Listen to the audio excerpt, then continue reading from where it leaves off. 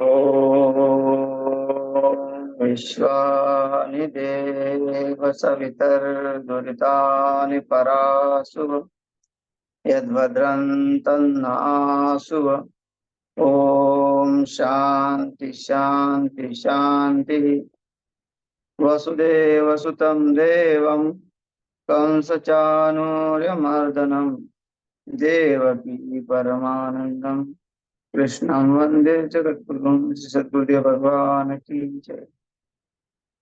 प्रस्तुत श्रीमद् भगवद गीता का 29वां श्लोक 6वां अध्याय। यहाँ जो सांख्य योगी का व्यवहार है उसकी स्थिति का वर्णन करते हैं। जो चराचर में उस भगवत दृष्टि को देखता है, चराचर में उसी का वास है, ये सोच समझता है, उसी की सत्ता है, उसी उसका ये जिसको जो ज्ञान है उसकी ये स्थिति बताते हैं। तो साधक अपने साधना से परिपूर्ण हो गया, उसने अपने जीवन में यम नियम आसन प्राणायाम ध्यान धारणा प्रत्याहार का पूर्ण रूप से पालन किया, शम दम तितिक्षा उपरति श्रद्धा समाधान उसका पूर्ण रूप से हो गया। देखिए बहुत सारा जो परिश्रम है और परिश्रम उसको एक एक कार्य को करने के लिए, जैसे शम है दम है इंद्रियों का दमन है, इसका एक साथ तो नहीं होता। उसने जीवन में बहुत कठिन परिस्थिति में रह के तप किया। हाँ, उसने संसार के भोगों को जन्मों जन्म तक छोड़ दिया, कई अनंत जन्म, जो जितना अभी उसकी गिनती नहीं है। जब वो मुक्त हो जाता है इस स्टेप पे तो समझो कि वो अनंत जन्म से आ रहा था, कोई गिनती नहीं थी। ऐसे नहीं कि लाख साल हो गए हजार, क्योंकि इस सृष्टि को कब से ये सृष्टि चल रही है इसका कोई अभी तक प्रमाण नहीं मिला है, बस चल रही है। तो यहाँ वैज्ञानिक तो अनुमान लगाते हैं, लेकिन वो भी परिपूर्ण रूप से नहीं बता सकते कि ये यहाँ ऐसा ही हो सकता है। तो ये जो स्थिति बनती है वो स्थिति ब्रह्माकार वृत्ति जो बनी हुई है वो उसको इतना आनंद देती है, इतना सुख देती है कि उसका पूरा का पूरा श्रम वो समाप्त हो जाता है। उसको इतने चित्त में उसके समाधानी होती है कि वो आनंद विभोर हो के जो है उस परमात्मा में स्थित रह के इस सृष्टि का आनंद लेता है, ब्रह्मा अनुभूति करता है। और ये आनंद लेता है कि ये नहीं कि भोगों का आनंद है उसके पास, इसके पास ऐश्वर्य नहीं, वो इस सृष्टि में अपने आप को चराचर में महसूस करता है। वो कार्य मैं कर रहा हूँ, मेरे से हो रहा है और मैं सब में स्थित हूँ, ऐसी जिसकी भावना बन जाती है। हाँ, जो सब करता अकर्ता जो सब उसको समझ में आ जाता है, तो वो स्थिति बन जाती है। तो क्या कहते हैं, सर्वभूतस्थमात्मानं सर्वभूतानि चात्मनि ईक्षते योग युक्तात्मा सर्वत्र समदर्शन। सर्वत्र समदर्शन, जहां देखो वहां उसी का ही ध्यान, उसके सिवा और दूसरा कुछ है ही नहीं, है ना। बोलते विट्ठल जड़ी स्थड़ी भरला रिटा ठाव नहीं होता। अब ऐसा जो है भगवान जहाँ एक जल स्थल में, सब में, आकाश में, दक्ष दिशा में, सब में वही परमात्मा है ना। ऐसी अनुभूति होने से उसको किस बात का डर, और कितना उसको आनंद हो रहा है कि वो अपना राज्य भी होगा उसके पास, उतना ऐश्वर्य होगा तो वो ऐश्वर्य के ऊपर ध्यान देता। भक्त प्रहलाद की जो स्थिति हुई है वो समदर्श की स्थिति हो गई। सर्वत्र सर्वभूतस्थमात्मान, है ना, सब भूतों में, जड़ में, चेतन में जितना भी व्यवहार हो रहा है उसका, वो उस परमात्मा की सत्ता मान रहा है। देखिए, इसका अर्थ तो ये नहीं है कि भाई सर्वभूत में, सब में वो परमात्मा का दर्शन हो रहा है, नहीं। हमको हर वस्तु में परमात्मा की सत्ता मानने का जो हमारी बुद्धि निश्चय करेगी, तो हम पाप रहित हो जाएंगे, और पाप रहित के साथ पुण्य रहित भी हो जाएंगे। क्यों? क्योंकि ना पुण्य पर हमारा अधिकार है, ना पाप पर हमारा अधिकार है। हम जो धर्म कार्य करने जा रहे हैं, कि अगर अहम अहम हट जाए, अहमता और ममता, ये बंधन के लिए ये दो ही कारण है। अहमता अपने में, और ममता दूसरे में, अपने जो रिश्तेदार संबंधी है जिससे हम प्रेम करते हैं उसमें ममता। तो ये जो अहमता और ममता, ये दोनों उसकी हट जाए। दोनों हटने से, क्योंकि उसके शरीर को यह अनुभूति होती कि उसके शरीर पे भी उसकी सत्ता नहीं है, उस ईश्वर की ही सत्ता है। इसलिए उसको सर्वभूतस्थमात्मान, जो मेरे में सत्ता है, जिससे मैं चल रहा हूँ।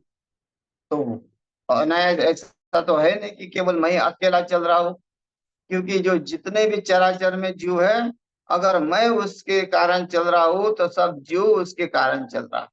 अब हो गया ना पक्का निर्णय कि सर्वभूतस्थम आत्मानम, सब भूतों में उसकी सत्ता है। और सर्वभूतानि चात्मनि,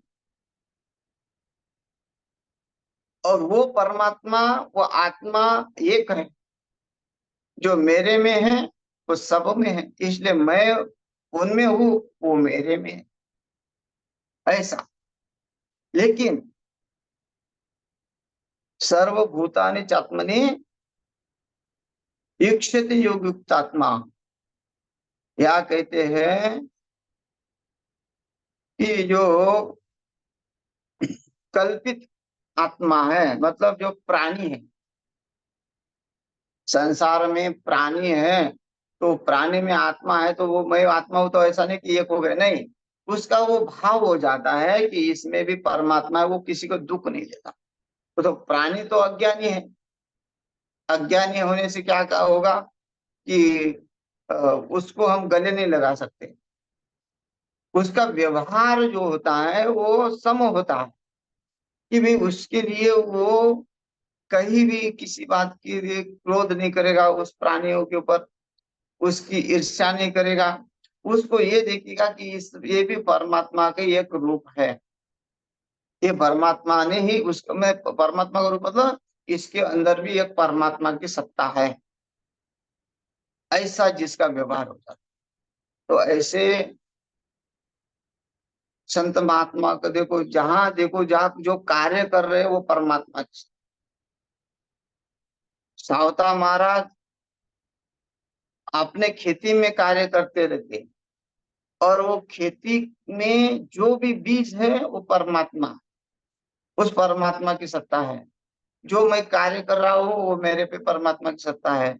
और जो मेरे खेती में जो भी फसल हो जाएगी, वो सब परमात्मा रूप है, परमात्मा की सत्ता। ऐसा जो अनुभव करता है, तो उसके पास, कहते हैं आगे जाके कहेंगे कि वो मेरे पास है और मैं उसके पास हूं। और परमात्मा कहता है कि मैं उससे दूर नहीं हूँ, वो मेरे से दृश्य है और मैं उससे दृश्य हूँ। ना वो मेरे से अदृश्य हो सकता है, ना मैं उससे अदृश्य हो सकता हूँ। हम दोनों भी एक साथ। तो ऐसी जो अनुभूति करेगा, है ना, विश्वम दर्पणम दृश्यम, है ना, विश्वम दर्पण दृश्यमान नगरी तुल्यम निजांतर्गतम पश्यन आत्मनि माया भूतम यथा निदया, यह साक्षात कुरुते प्रबोध समय आत्मान वेदात्म, तस्मै श्री गुरु मूर्ते नमः, इदं श्री दक्षिणामूर्ते। विश्वम दर्पणम दृश्यम, है ना, विश्व का, पूरे विश्व का दर्पण किया। और दर्पण में कौन दिख रहा है? तो मैं ही दिख रहा हूँ, मेरा ही प्रतिबिंब है। तो जहां जहां देखो वहां मेरा प्रतिबिंब है, ऐसी हमें अनुभूति होगी। तो हमारा जो है कोई किसी बात का शत्रु, कोई बात का व्यवहार बाकी नहीं रहता, क्योंकि हमारे से वस्तु अलग नहीं है। जब पदार्थ हो, वस्तु हो, कोई भी हो, उसमें हमारी ही सत्ता बनी है। तो ऐसा जहां देखो वहां उसी का ही। इसलिए ज्ञानेश्वर महाराज का भी देखिए कि उसको क्रोध आने के बाद भी उनको समझाते कि किसके ऊपर क्रोध कर रहे हो, सब तुम्हारा ही है। दांत जो तुम्हारे, जीभ भी तुम्हारे। तो इसको जिसको जो अनुभूति होती है, जिसने सोचा कि भाई मिट्टी है, मटका जरूर बना हुआ है, लेकिन इसमें तो मिट्टी है और दूसरी कोई सत्ता है नहीं। मिट्टी के सिवा दूसरी कोई सत्ता है नहीं। घट में, पट में, मठ में, है ना। पट में देखो तो तंतु, तंतु तो दिख रहा है, धागा दिख रहा है, लेकिन धागे में किसकी सत्ता है? जो जो जो कपड़ा दिख रहा है, रंग बिरंगे अनेक अनेक कपड़े दिख रहे हैं, जींस देख रहा है, कई कितने प्रकार के कपड़े, लेकिन उसमें तंतु ही मुख्य है। और जिसने देखा कि ये तो तंतु ही है, भले ही उसकी क्वालिटी अलग अलग है, और जो समझेगा कि ये तो क्वालिटी दिखने के लिए अलग अलग है, जैसे फोटो, कागज एक ही है लेकिन उसमें चित्र अलग अलग प्रकार के, पत्थर एक ही है लेकिन उसमें जो आकृति अलग अलग प्रकार की, सोना एक ही है लेकिन आभूषण अलग अलग प्रकार के। तो ऐसा ही अगर हमको ज्ञान हो जाए कि सब में एक ही है, बस अलग अलग रूप बने हुए हैं, सब रूप जो है एक ही है, तो ऐसा जिसको अनुभव आता है, ये अनुभव तो साधारण नहीं है, ये मोटी मोटी बात है ना। ऐसा ब्राह्मी स्थिति पार्थ नयनाम प्राप्य विमोहयति स्थित्वस्यामंत काले भी ब्रह्म निर्वाण मृच्छति। वो इस अवस्था को प्राप्त हो जाता है, ऐसा ब्राह्मी स्थिति पार्थ, जिसकी ऐसी स्थिति हो जाती है ब्रह्म की, और नैवम प्राप्य विमोहयति, वो फिर किसी भी पदार्थ में मोहित नहीं होता, किसी के लिए भी हर्षित नहीं होता। सुख दुख के समय कृत्वा लाभ अलाभ हो जया जय, हर जगह उसको, हम तो हमारे दृष्टि में तो वो व्यवहार करता हुआ देख रहा है, कार्य करता हुआ देख रहा है, लेकिन उसके दृष्टि से ये सब शून्य शून्य ही है। उसके दृष्टि से जो कार्य कर रहा है, व्यवहार कर रहा है, वो परमात्मा का ही है, परमात्मा स्वरूप बना हुआ है। वो उसमें कोई उसमें हस्तक्षेप नहीं करता किसी कार्य में, और वो अपने कार्य को, अपने नियम को निष्ठा पूर्वक करता है, क्योंकि उसके सिवा वो निष्ठा भी परमात्मा ही है ना। शब्द भी, शब्द ही ब्रह्म है। तो जो कार्य करेगा उसमें उसकी शरीर पे आसक्ति नहीं। हम कार्य करते हैं, कार्य करने के बाद हमको थकान लग जाती है, हम महसूस होता है कि हम बहुत श्रम श्रम किया, अब हमको आराम करना चाहिए, लेकिन वो आराम किसका है? उस शरीर का है।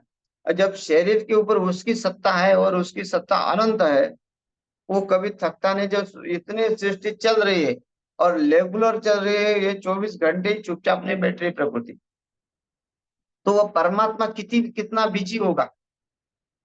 उसने सब जीवों को खिलाना पिलाना पड़ता है। वो है ना, जब तक कोई भूखा है तब तक वो खाता नहीं, ऐसे कहते है ना। एक बार तो भगवान भोजन कर रहे हैं, ऐसी दृष्टांत देते कि, और भगवान भोजन करते समय अ, थोड़े से अ, रुक गए। तो माता रुक्मिणी ने कहा कि क्या हुआ, भोजन क्यों नहीं कर रहे? तो भगवान कहते हैं कि अभी कुछ समय रुको, क्योंकि मेरा एक भक्त जो है, एक व्यक्ति संसार में अभी भूखा है, उसने अभी भोजन नहीं किया, और इसलिए मैं रुका हूं। तो रुक्मिणी माता कहती है कि अच्छा, मतलब क्या है? बोले मैं जब पूर्ण रूप से संसार जो है तृप्त हो जाता है, तो मैं भी तृप्त हो जाता है ना। अहम वैश्वानर भूत्वा प्राणिनाम देहम आश्रिता प्राणापान समयुक्त पच्चान्यम चतुर्विधम। जब हम पाते हैं तब परमात्मा तृप्त हो जाता है, तब वो अपना कार्य करता है।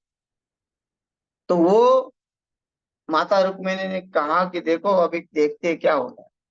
तो उन्होंने एक चींटी को जो है एक डिब्बी में डाल दिया और डिब्बी रख दिया, और उसमें कुछ भी नहीं था, डिब्बी खाली थी। उस खाली डिब्बी में चींटी को रख दिया और बंद कर दिया, और उधर परमात्मा को परोसने के लिए लगा दिया। और भगवान भोजन करे तो और रुक गए। माता रुक्मिणी ने कहा कि अब क्या हुआ? बोले एक ही जीव भूखा है।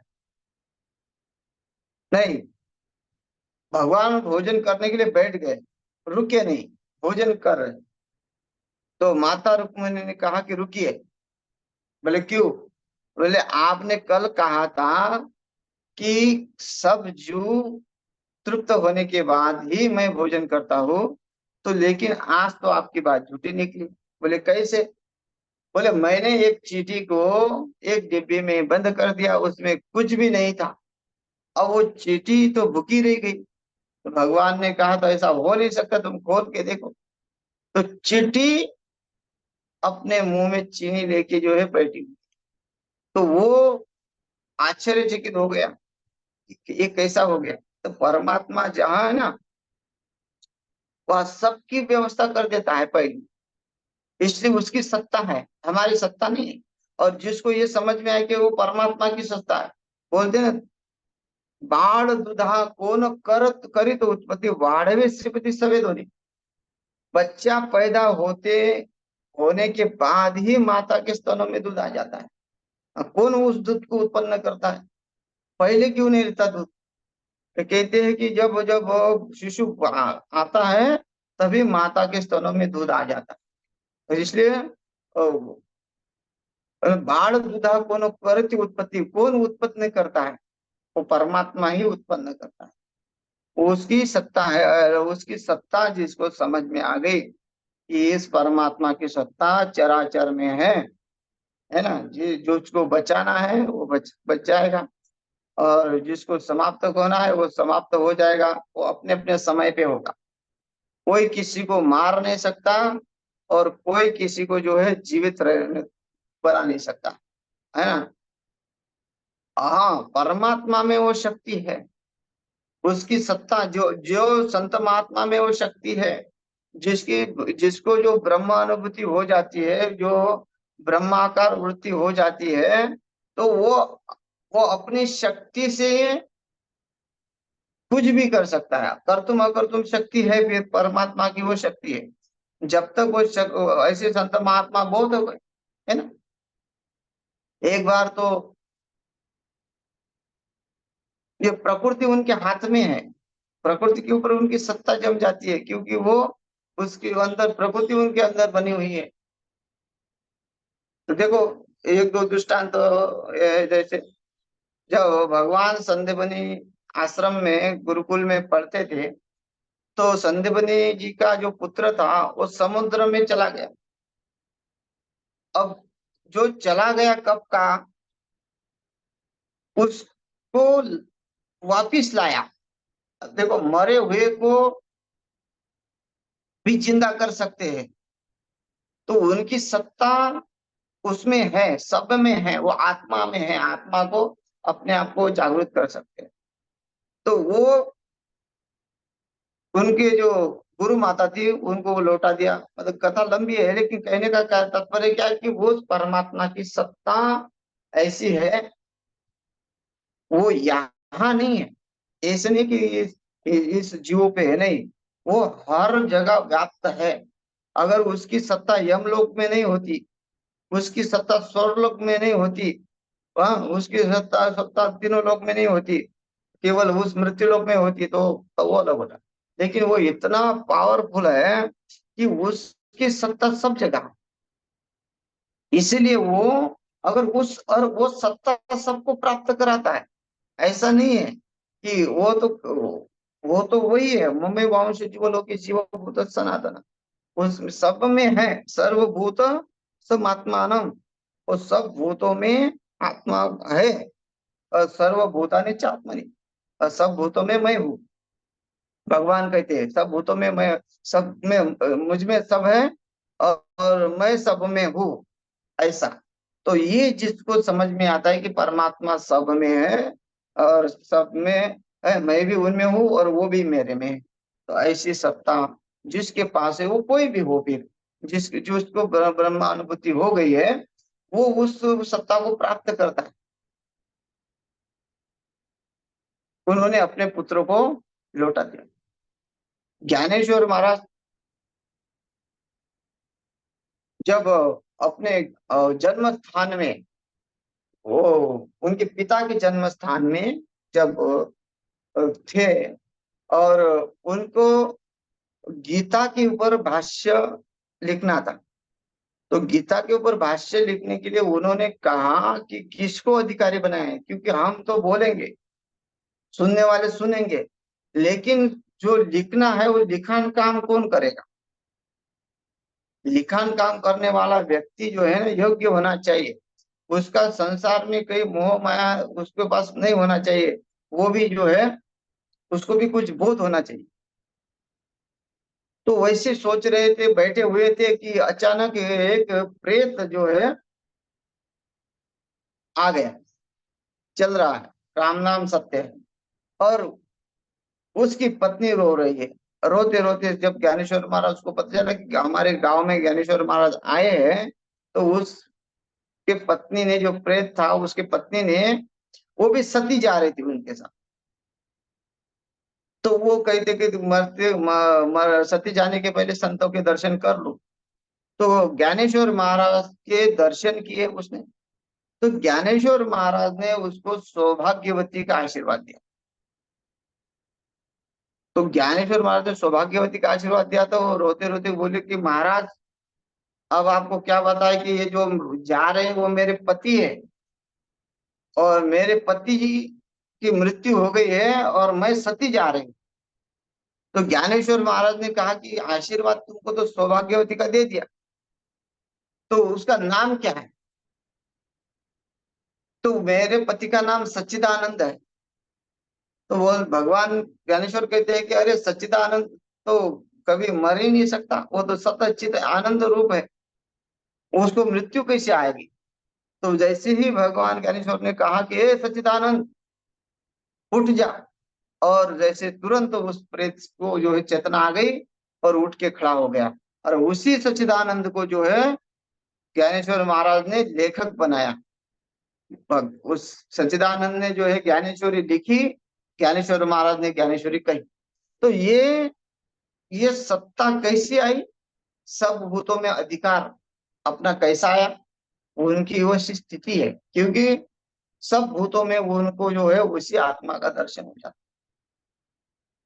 वही ना, पहले क्या क्या हुआ देखो, जो भैंस का बच्चा था उससे वेद की ध्वनि निकाली, वेद बुलाया। क्यों? कि जो ब्राह्मणों ने कहा कि ये अलग है तू अलग है, भले ही तेरा नाम एक है। तो ज्ञानेश्वर महाराज ने कहा कि नाम एक है तो हम भी एक ही है, वो और मैं अलग नहीं हूँ। तो ब्राह्मणों ने कहा कि चलो तुम वेद बोलते हो तो वो भी, उसको भी वेद बुलाओ। तो उन्होंने कहा अग्नि मिले पुरोहितम यज्ञस्पति ऋत्विजम होतारम रत्न धातमम, इस जो है मंत्र, जो है मंत्र का जो है उच्चारण किया, तो वो भैंस का बच्चा भी उच्चारण करने लगा और उसकी समाधि हो गई, समाधि लग गई उसको। तो ऐसे संत महात्मा जिसको जो अनुभूति है, सर्वभूतस्थम आत्मानम सर्वभूतानि चात्मनि, जिसकी सत्ता चराचर में है, इसका जैसा अनुभव है, साधना है, साधना से जो है इक्षति योग युक्तात्मा, इक्षति का मतलब होता है कि मंथन करना, वो उसमें वो कल्पित देखता है, सब भूतों में देखता हुआ भी एक व्यवहार होता है कि भाई उसके साथ जो है, ये जो जीव नष्ट होने वाला है, पैदा होने वाला है, ये कल्पित है, इसलिए इसमें सत्ता तो है लेकिन ये नहीं है, परमात्मा की सत्ता इसमें है, इसलिए उस सत्ता को मानना है।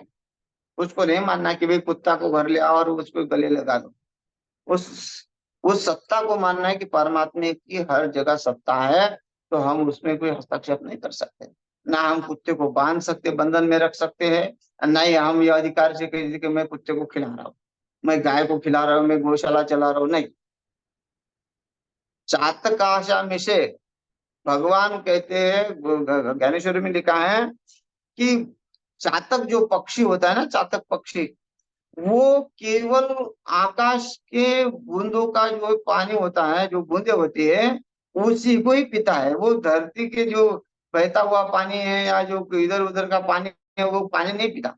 तो चातक आचा में से वो भगवान कहते हैं कि वर्षा करते हैं। ये जो बारिश हो रही है, वो उस चातक पक्षी के कारण हो रही है। और वो पक्षी पानी पीता है ऊपर का, 12 महीने वो ऊपर का पानी पिएगा, उसके लिए बारिश होती है। तो उसी के कारण सब फसल आदि जो है सबका कल्याण हो जाता है ना। भागीरथी जी ने गंगा जी लाई, तो गंगा जी लाई भागीरथी के लिए गंगा जी आई, लेकिन हम वो किसको रहे फायदा, सबको हो रहा है। तो सत्ता ना हमारे लिए आता है बारिश, वो जिसके लिए जिसने बनाया, भगवान ने जो जो बनाया है वो होता है। इसलिए हम हस्तक्षेप नहीं करें, हमारे कारण हो गई, या हमारे अहंकार, जो अहमता और ममता जब तक नष्ट नहीं होगी तब तक ये भाव हमें सर्वत्र समदर्शन, सब में हमें दर्शन ही हो, है ना। ऐसा भाव अगर आता है तो देखो, एक भाव है, ये नहीं कि कुत्ता ही भगवान था, लेकिन कुत्ते में भी भगवान दिख रहा है, ईश्वर दिख रहा है। अब पहले सगुण रूप का जो है भक्ति थी, अब निर्गुण स्वरूप की भक्ति हो गई, अब व्यापक स्वरूप की भक्ति हो गई। नामदेव महाराज अब वो घी की कटोरी लेके उस कुत्ते के पीछे दौड़े कि आप जो है प्रभु सूखी रोटी मत खाइए, थोड़ा सा घी लगा कर खाइए। तो ये भाव है अंदर। अगर हमारे को हमारा कोई प्राणी दिखता है, तो प्राणी भी हमें उस भाव में दिखेगा, ये तो परमात्मा की सत्ता इसमें है, जब मेरे में है तो इसमें भी है, तो हमें तो एक ही है। तो उसके साथ वो प्रेम भाव से रहेगा, प्रेम करेगा, उसका तिरस्कार नहीं करेगा। भले ही वो अज्ञान वो उसके बाद अज्ञान, और ये भी समझेगा कि अज्ञान है, उसके साथ ऐसे व्यवहार वो दूर से करो, लेकिन हिंसा नहीं। नहीं तो सांप दिखा, मार दिया, लोग क्यों सोचते नहीं है, सांप निकलते रहते ना, तो ये सोचते कि डायरेक्ट मार ही डालो। तो ये नहीं कि उसको भगाओ, अलग कर दो, नहीं। तो ये जितने भी, अब देखो, हमने घर बनाया, मकान बनाया, तो मकान केवल हमारे लिए थोड़ी होता है। मकान के अंदर जो है कितनी छिपकलियां रहती है, और कुछ रहता है, चूहे रहते हैं। तो ये जो जब मकान बनाया, जब चूहे भी आ रहे हैं, जो छिपकलियां भी बन रही है, तो उनको उनको भी समझो कि यह हमारे लिए नहीं, उनके लिए भी रहने के लिए दिया हुआ है। लेकिन ये क्या करेंगे, चूहे को चूहेदानी में माया, चूहे मारने की दवाई जो है डालेंगे, और चूहे को मार देंगे, छिपकलियों को भगा देंगे बाहर। हमको अंदर, हमारे अंदर कुछ भी नहीं चाहिए। और ये हमने कैसे मान लिया कि ये हमारे लिए है। अरे भाई, जब वो अंदर आ गए और वो सुरक्षित है, वो अपने अपने कोने में स्थित है, तो तुम ये कैसे कह सकते हो कि ये गलत है। और कोई हानि तो पहुंचा नहीं है अभी तक। तो ये जो होता है, हम अपने आप को ही एक परिपूर्ण मानते हैं, और अपने में एक अपनी एक सत्ता मान रहे हैं। और जब तक अपनी सत्ता, स्वतंत्र सत्ता मानेंगे हम, तब तक हम सुख दुख में पड़े रहेंगे, अज्ञान में पड़े रहेंगे, हमको किसी अनुभूति नहीं होगी। परमात्मा की अनुभूति बना, देखो कितनी बड़ी बात है ये, है ना। जब उसकी सत्ता प्राप्त हो जाती है, तो वो कहीं से भी प्रकट हो जाता है, कहने पर उसकी सत्ता वो अपने आप से ही वो प्रकट होता है। उसके खंबे में देखो, प्रहलाद प्रहलाद ने कहा कि खंबे में है, उसकी सत्ता है, उसके अंदर पावर है, उससे परमात्मा निकाला।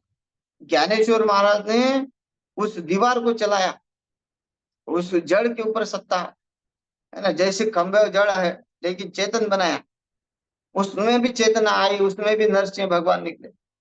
ज्ञानेश्वर महाराज ने भी अपनी जिस दीवार में बैठे थे, उस दीवार को चलाया। तो ये सत्ता जो है उसमें क्यों चलाया, क्योंकि उसमें सत्ता उसका दर्शन करता है वो, कि इसमें परमात्मा की सत्ता है, जिसमें जहां जहां देखेगा वहां परमात्मा की सत्ता है। इसलिए मीराबाई क्या कहती है, कहा पगडारू, देखा अंधेरा, देखा तो सब वही नहीं कह रहा, उसकी सत्ता देखो ना, हर जगह सत्ता उसी की है। खेचर विश्वभा खेचर जो है, नामदेव महाराज के गुरु थे। जब नामदेव महाराज गुरु के पास गए ज्ञान लेने के लिए, तो उनके गुरु जी ने अपने पैर शिवलिंग के ऊपर रखे थे, और नामदेव महाराज ने देखा कि ये तो पैर शिवलिंग के ऊपर है। तो गुस्सा आया, कहा कि बाबा ये क्या कर रहे हो, मैं तो आपसे उपदेश लेने आया, तो आप तो बड़ा नास्तिक दिखते हो। तो वो गुरु जी उनके हंसे और कहा कि भाई मुझे तो कष्ट हो रहा है कि मैं समझ नहीं पा, मैं पाँव कहाँ रखूं। अचानक जो है वो चले गए वहां। अगर तुमको कष्ट है तो तुम उठा के रख दो। और जब उन्होंने उठा के रखा तो वहां भी शिवलिंग का निर्माण हुआ। ऐसे जगह जगह शिवलिंग का निर्माण हुआ। तो देखो गुरु की सत्ता, यहाँ भी शिवलिंग है, जहाँ शिवलिंग बना है वहां भी शिवलिंग है। तो ऐसी सत्ता होने से देखो, ऐसे गुरु है तो ब्रह्म ज्ञान हो गया है। इसलिए कुत्ते के पीछे दौड़ गए नामदेव महाराज। तो ये सर्वभूतस्थमात्मानं सर्वभूतानि चात्मनि ईक्षते योग उक्तात्मा सर्वत्र समदर्शनम। ये सब में अपना उसमें दर्शन करते हैं, उसकी सत्ता को मानते हैं। दर्शन करना मतलब उसके सत्ता को मानना। तो यही हम इस श्लोक को समाप्त करते हैं। शेष कल बताएंगे। हरिओम तत्सत।